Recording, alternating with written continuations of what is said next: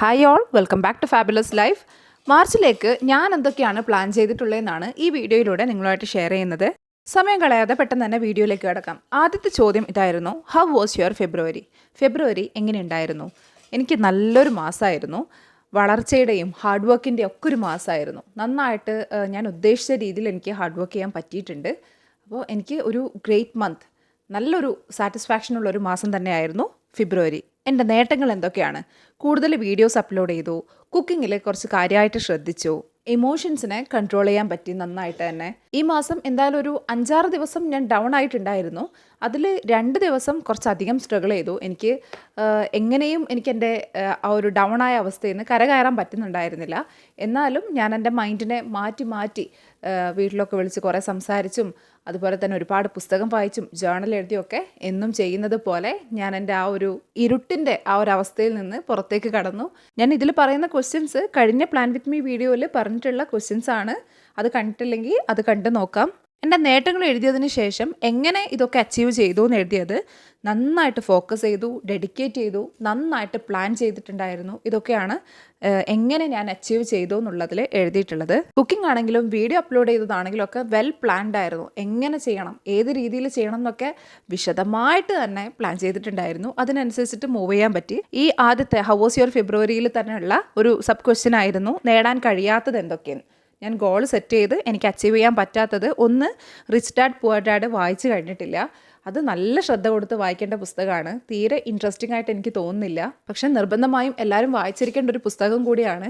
കാരണം നമുക്ക് ഈ ഒരു ലോകത്ത് ജീവിക്കണമെങ്കിൽ നമ്മൾ നമ്മുടെ സമ്പത്തിനെ മാനേജ് ചെയ്യാൻ പഠിച്ചിരിക്കണം. നമ്മൾ ജോലി ചെയ്ത് കിട്ടുന്ന പണത്തെ എങ്ങനെ മാനേജ് ചെയ്യണമെന്ന് നന്നായിട്ട് പഠിപ്പിക്കുന്ന ഒരു പുസ്തകം തന്നെയാണത്. അതെന്തായാലും വായിക്കണം. അത് ഈ മാസം എനിക്ക് വായിക്കാൻ പറ്റിയില്ല. പിന്നെ ഒന്ന് 5 മിനിറ്റ് ഹാബിറ്റ്സിൽ ഞാൻ ഒരുപാട് കാര്യങ്ങൾ ലിസ്റ്റ് ചെയ്ത് വെച്ചിട്ടുണ്ടായിരുന്നു. ആ കാര്യം പിന്നെ ആ ഒരു ഭാഗം ഞാൻ നോക്കിയിട്ടേ ഇല്ലായിരുന്നു. ആ ഒരു ഏരിയ ഫുള്ളായിട്ട് ഞാൻ വിട്ടുപോയി. ഞാൻ മെയിനായിട്ട് മറ്റുള്ള പുസ്തകങ്ങൾ വായിക്കുകയും അതുപോലെ യൂട്യൂബിലേക്ക് കുറേ അധികം ഫോക്കസ് കൊടുത്തിട്ടുണ്ടായിരുന്നു. പിന്നെ കുട്ടികളായിട്ട് കുറേ സമയം ചിലവഴിച്ചിട്ടുണ്ട്.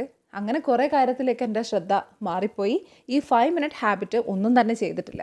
അപ്പോൾ അതും ഞാൻ എൻ്റെ നേടാൻ പറ്റാത്തതിലേക്ക് എഴുതിയിട്ടുണ്ട്. എന്തുകൊണ്ട് നേടാൻ കഴിഞ്ഞില്ല എന്ന് ചോദിച്ചാൽ, എനിക്ക് നേടാൻ പറ്റാത്ത കാര്യത്തിനൊന്നും കൃത്യമായിട്ടുള്ളൊരു പ്ലാൻ ഉണ്ടായിരുന്നില്ല, ഒരു ക്ലാരിറ്റി ഉണ്ടായിരുന്നില്ല. ഞാൻ ജസ്റ്റ് എഴുതി വെച്ചു എന്നല്ലാതെ ഇതൊക്കെ എപ്പോൾ എവിടെ വെച്ച് എങ്ങനെ ചെയ്യണം എന്നൊന്നും ഒരു ക്ലാരിറ്റി ഉണ്ടായിരുന്നില്ല. ചെയ്യണം എന്ന് മാത്രം ഞാൻ എഴുതി വെച്ചു. അപ്പോൾ അതുകൊണ്ടാണ് അതൊന്നും ചെയ്യാൻ പറ്റാതായത്. രണ്ടാമത്തെ ക്വസ്റ്റ്യൻ, മാർച്ച് ഗോൾസ്. മാർച്ച് ഗോൾസിൽ career growth, skin care, workout, പിന്നെ നോമ്പെടുക്കണം, സ്പിരിച്വൽ ഗ്രോത്തിന് കുറച്ചുകൂടി പ്രാധാന്യം കൊടുക്കണം എന്ന് എഴുതിയിട്ടുണ്ട്. അതുപോലെ സക്സസ് പ്രിൻസിപ്പിൾസ് എന്ന് പറയുന്ന പുസ്തകം ഞാനിപ്പോൾ വായിക്കുന്നുണ്ട്.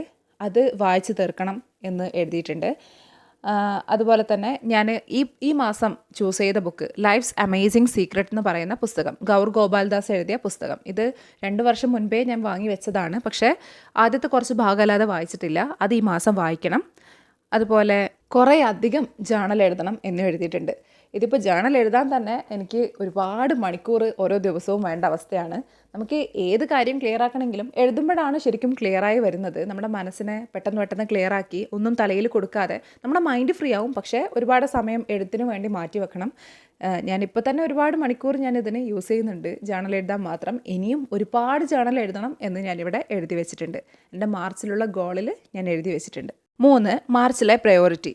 മാർച്ചിൽ കരിയറിന് പ്രയോറിറ്റി കൊടുത്തിട്ടുണ്ട്. അതിൽ കൂടുതൽ ശ്രദ്ധ കൊടുക്കണം. വർക്കൗട്ട്, എക്സസൈസ് നിർബന്ധമായിട്ടും ചെയ്യണം.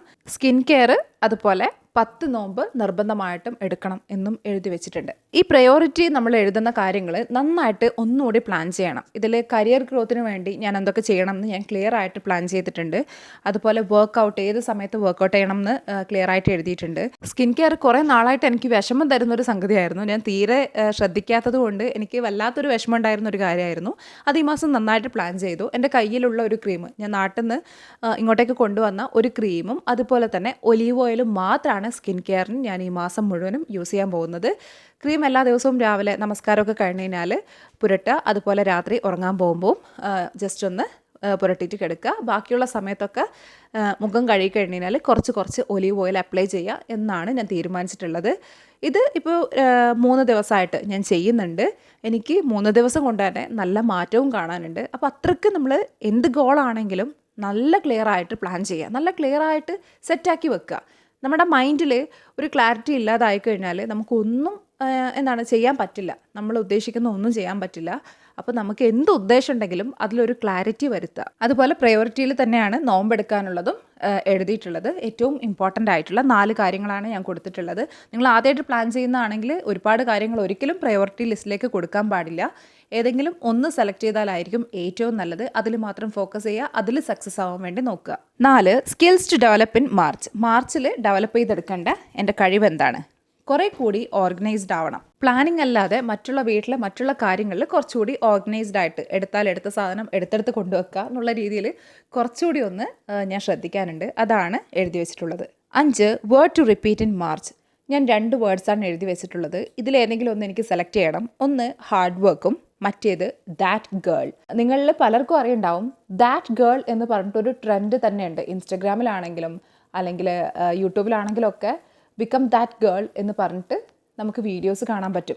ഇതിപ്പോൾ തുടങ്ങിയ ട്രെൻഡൊന്നുമല്ല, കുറേ വർഷങ്ങളായിട്ട് ഇതുണ്ട്. പക്ഷേ എന്നാലും ഞാൻ ഏറ്റവും കൂടുതൽ കാണാൻ ഇഷ്ടപ്പെടുന്ന വീഡിയോസാണ്. അതായത് ദാറ്റ് ഗേൾ എന്നുകൊണ്ട് ഉദ്ദേശിക്കുന്നത് നല്ല പ്രൊഡക്റ്റീവായിട്ടുള്ള, ഹാർഡ് വർക്ക് ചെയ്യുന്ന, എല്ലാ കാര്യങ്ങളും ഭംഗിയായിട്ട് ചെയ്ത് മുൻപോട്ട് പോകുന്ന, നല്ല ഓർഗനൈസ്ഡ് ആയിട്ടുള്ള, നല്ല കൈൻഡ് ആയിട്ടുള്ള, സ്വീറ്റ് ആയിട്ടുള്ള അങ്ങനെ ഒരു ഗേളായിട്ട് മാറുക എന്നുള്ളതാണ് ഞാൻ ഈ ഒരു ദാറ്റ് ഗേൾ എന്ന് പറയുന്ന വേർഡ് കൊണ്ട് ഉദ്ദേശിക്കുന്നത്.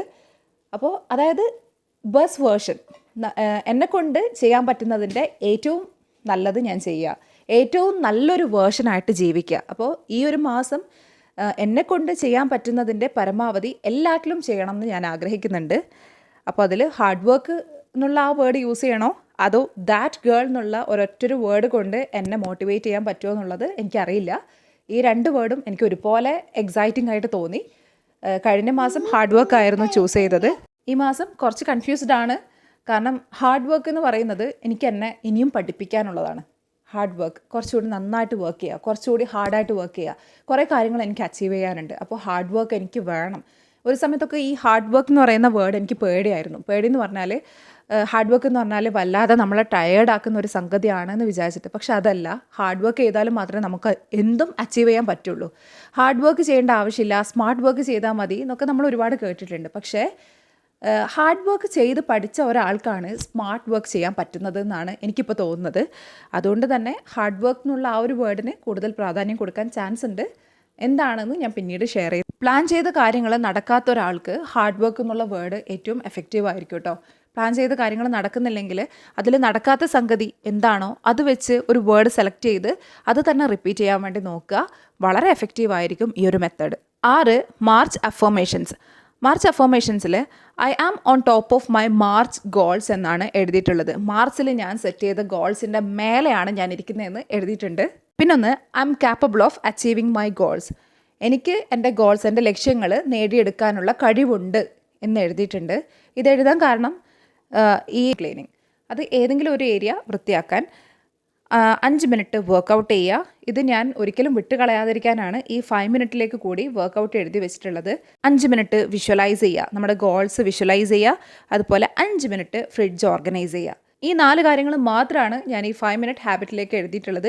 5 മിനിറ്റ് വെച്ചിട്ട് ഈ കാര്യങ്ങളൊക്കെ ഡെയിലി ചെയ്യുക. ഈ 5 മിനിറ്റ് ഹാബിറ്റ്സിൻ്റെ ഗുണങ്ങൾ എന്തൊക്കെയാണെന്ന് വീഡിയോ ചെയ്തിട്ടുണ്ട്. അതിൻ്റെ ലിങ്കും ഞാൻ താഴെ കൊടുക്കാം, അത് കണ്ടു നോക്കിയാൽ മതി. 10 ക്രിയേറ്റ് ബ്യൂട്ടിഫുൾ മെമ്മറീസ് വിത്ത് കിഡ്സ്. ഇത് ഞാൻ എന്താ ചെയ്യാൻ പോകുന്നതെന്ന് തീരുമാനിച്ചിട്ടില്ല, എന്താണെന്ന് എനിക്കറിയില്ല. ഫെബ്രുവരിയിൽ ഞാൻ ചെയ്തത് ആർട്ട് ആൻഡ് ക്രാഫ്റ്റിന് വേണ്ട കാര്യങ്ങൾ കുറേ വാങ്ങി, കൈമുറിയാത്ത കത്രികയും അതുപോലെ കുറേ സ്റ്റിക്കറും കാര്യങ്ങളൊക്കെ വാങ്ങി അതൊക്കെ ഒരുമിച്ചിരുന്ന് ചെയ്തു. അവർ നല്ല ഹാപ്പി ആയിരുന്നു. ഈ മാസം എന്താണെന്ന് എനിക്കറിയില്ല, അത് അടുത്ത മാസമായിരിക്കും ഞാൻ ഷെയർ ചെയ്യുക. 11 ഐഡിയൽ മാർച്ച്. എൻ്റെ മാർച്ച് എങ്ങനെയായിരിക്കണം, അതിലും ഞാൻ ദാറ്റ് ഗേൾ എന്ന് പറയുന്ന ആ വേർഡ് എഴുതി വെച്ചിട്ടുണ്ട്. കുക്കിംഗ്, ഹെൽത്തി ഡയറ്റ്, വർക്കൗട്ട്, അതുപോലെ കരിയർ ഗ്രോത്ത്, നേരത്തെ ഉറങ്ങുന്നത്, രാവിലെ എഴുന്നേൽക്കുന്നത്, എല്ലാം കൂടി ചേർത്ത് വളരെ പ്രൊഡക്റ്റീവായിട്ടുള്ളൊരു സ്വപ്നം ഞാൻ എഴുതിയിട്ടുണ്ട്, എങ്ങനെയായിരിക്കണം എൻ്റെ മാർച്ച് എന്നുള്ളത്. 12 മാർച്ച് സക്സസ്ഫുൾ ആക്കാൻ ഞാൻ എന്തൊക്കെ ശ്രദ്ധിക്കണം, അതിൽ ഡീപ്പ് ഫോക്കസ് കൊടുക്കണം എന്നാണ് ഞാൻ എഴുതിയിട്ടുള്ളത്. 13 എനിക്ക് എന്നെക്കുറിച്ചുള്ള പേടികളും എൻ്റെ സ്ട്രെങ്ത്തും, അത് ഒരു 17 എണ്ണം ഞാൻ എഴുതിയിട്ടുണ്ട്. എല്ലാം ഞാനിവിടെ പറയുന്നില്ല. ഒന്ന് കഴിഞ്ഞ വീഡിയോയിൽ പറഞ്ഞ പോലെ വർക്കൗട്ട് ഞാൻ വിട്ട് കളയോ എന്നുള്ള പേടി, അതിന് ഞാൻ നന്നായിട്ട് പ്ലാൻ ചെയ്തിട്ടുണ്ട് ഏത് സമയത്ത് വർക്കൗട്ട് ചെയ്യണം എന്നുള്ളത്. അതുപോലെ കൂടുതൽ ചോക്ലേറ്റ് കഴിക്കുന്നത്. ഇപ്പോൾ ചോക്ലേറ്റ് കഴിക്കാത്തത് ഏകദേശം ഒരാഴ്ച ആയിട്ടുണ്ട് ഇത് കൺട്രോൾ ചെയ്യാൻ തുടങ്ങിയിട്ട്. ചോക്ലേറ്റ് കഴിക്കാനുള്ള ആ ഒരു ക്രേവിങ്സ് വരുമ്പോൾ എന്ത് ചെയ്യണം എന്നൊക്കെ ക്ലിയർ ആയിട്ട് എഴുതിയിട്ടുണ്ട്. ഇപ്പം ഞാൻ ചെയ്യുന്നത് ചോക്ലേറ്റ് കഴിക്കാൻ തോന്നുന്ന സമയത്ത് നന്നായിട്ട് വെള്ളം കുടിക്കുകയാണ് ചെയ്യുന്നത്. പിന്നെ വീട്ടിലേക്ക് ഒരു പീസ് പോലും ചോക്ലേറ്റ് വാങ്ങിക്കാറില്ല. കണ്ടാൽ എനിക്ക് കൺട്രോൾ ചെയ്യാൻ പറ്റില്ല. അതുപോലെ ജോലിയിലുള്ള സ്ഥിരത എനിക്ക് നഷ്ടപ്പെട്ടു പോകുമോ, ഞാൻ ചെയ്തുകൊണ്ടിരിക്കുന്ന കാര്യങ്ങൾ എനിക്ക് ചെയ്യാൻ പറ്റാതെ ആവുമോ എന്നുള്ള ആ ഒരു പേടി. അതിൽ കൃത്യമായിട്ടുള്ള പ്ലാനിങ് മതി, ഇന്ന പോലെ പ്ലാൻ ചെയ്യൂ എന്നൊക്കെ പറഞ്ഞിട്ട് ഞാൻ എന്നെ തന്നെ സമാധാനിപ്പിച്ച് എഴുതിയിട്ടുണ്ട്, പ്ലാൻ ചെയ്തിട്ടുണ്ട്. പിന്നെ ഒരു പേടി എഴുതിയിട്ടുള്ളത് കുട്ടികൾ കൂടുതൽ ജങ്ക് ഫുഡ് കഴിക്കുന്നു, അതായത് ബിസ്ക്കറ്റും കാര്യങ്ങളൊക്കെ ഒരുപാട് കഴിക്കുന്നു എന്നുള്ളതാണ്. അപ്പോൾ അതിനും നമുക്ക് സൊല്യൂഷൻ ഉണ്ട്. നമുക്ക് കുട്ടികൾക്ക് ഇഷ്ടപ്പെടുന്ന വെജിറ്റബിൾസും ഫ്രൂട്ട്സും ഒക്കെ നമ്മൾ കട്ട് ചെയ്ത് റെഡിയാക്കി ഫ്രിഡ്ജിൽ സൂക്ഷിക്കുകയാണെങ്കിൽ നമുക്കത് പെട്ടെന്ന് എടുത്തു കൊടുക്കാം അല്ലേ. അപ്പം അതിന് വേണ്ട കാര്യങ്ങൾ റെഡിയാക്കിയിട്ടുണ്ട്. അതുപോലെ മോൻ്റെ പഠിത്തത്തിൽ ഞാൻ അധികം ശ്രദ്ധിക്കുന്നില്ല. ഇതൊക്കെ എൻ്റെ ഓരോ ടെൻഷൻ ഓരോ സമയത്ത് നമുക്ക് വരുന്ന ചിന്തയാണ്. ആ ചിന്തകളൊക്കെ ഞാൻ എഴുതിയിട്ടുണ്ട്. എൻ്റെ മനസ്സിൽ പെട്ടെന്ന് വരുന്ന എല്ലാ തോന്നലും എഴുതിയിട്ടുണ്ട്. അങ്ങനെയാണ് 17 എനിക്ക് കിട്ടിയത്. മോൻ്റെ പഠനത്തിൽ ശ്രദ്ധിക്കുന്നില്ല എന്നുള്ള ആ ഒരു തോന്നൽ, അതിനും ഞാൻ ഏത് സമയത്ത് സ്കൂളിലെ കാര്യം അതുപോലെ ഏത് സമയത്ത് മദ്രസയുടെ കാര്യം ശ്രദ്ധിക്കണം എന്ന് എഴുതി വെച്ചിട്ടുണ്ട്. ഇതുപോലെ നിങ്ങളും നിങ്ങളുടെ എല്ലാ പ്രശ്നങ്ങളും നിങ്ങളുടെ മനസ്സിലുള്ള എല്ലാ ചിന്തകളും എഴുതുക. അതിനുള്ള പരിഹാരം നിങ്ങളുടെ സ്ട്രെങ്ത് കൂടി നിങ്ങൾ എഴുതി വെക്കുക. 14 പ്രാർത്ഥനയ്ക്കുള്ള ബക്കറ്റ് ലിസ്റ്റ് തയ്യാറാക്കുക. പ്രെയർ ബക്കറ്റ് ലിസ്റ്റ് തയ്യാറാക്കുക. അതിൽ എല്ലാ കാര്യവും ഭംഗിയായിട്ട് ചെയ്യാനുള്ള കഴിവ് തരാൻ വേണ്ടിയാണ് ഞാൻ പ്രാർത്ഥന എഴുതി വെച്ചിട്ടുള്ളത്. ഈ 14 ചോദ്യങ്ങൾക്കുള്ള ഉത്തരം എഴുതിയതിന് ശേഷം അതിൻ്റെ തുടർച്ചയായിട്ടാണ് മോർ പ്ലാനിങ് എന്ന് പറഞ്ഞിട്ട് ഞാൻ പ്രയോറിറ്റി ഈ മാസം ഏറ്റവും കൂടുതൽ ഇമ്പോർട്ടൻസ് കൊടുത്ത് മാറ്റി എഴുതിയിട്ടുള്ള എൻ്റെ ലക്ഷ്യങ്ങൾക്ക് വേണ്ടി കൂടുതൽ പ്ലാനിങ് ചെയ്തിട്ടുള്ളത്. അതായത് നോമ്പെടുക്കുന്നത്, കരിയർ ഗ്രോത്ത്, വർക്കൗട്ട്, ഇതൊക്കെ ഏത് സമയത്ത് എങ്ങനെ ചെയ്യണം, ഏതൊക്കെ ദിവസം ചെയ്യണം എന്നൊക്കെ ക്ലിയർ ആയിട്ട് പ്ലാൻ ചെയ്തിട്ടുള്ളത് ഈ 14 ചോദ്യത്തിനും ഉത്തരം എഴുതിയതിന് ശേഷമാണ്.